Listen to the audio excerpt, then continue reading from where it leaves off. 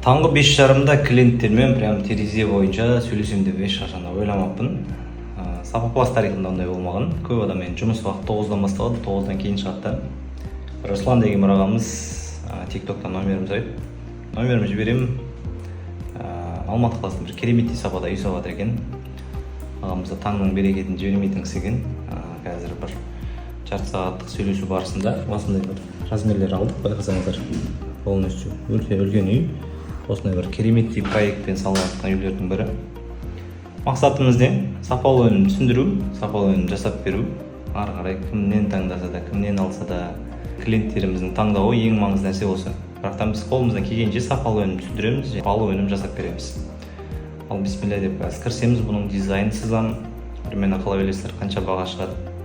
Егер қызық болатын болса, Құдай қаласа осы проектті полный сызып, қанша баға шыққанын келесі видеода бөлісетін боламын. Сол себепті достар, таңғы уақытта сөйлескенді ұнататын жандар болса, лично өзім сөйлесем, консультация берем.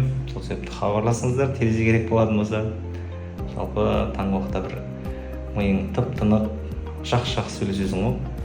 Сол себепті терезе есептеткім келеді деген жандар болса, достар, үлгеріп қалыңыздар. Қазір сезонның енді басталу уақыты, жайменде бағалар көтеріліп түседі деген нәрсе жоқ. Алдағы уақытта жайменде уже көтеріліп жатыр. Стеклосы бар, басқасы бар. Сол себепті терезеңізді бір тиімді бағада сапалы түрде жасатып үлгеріңіздер.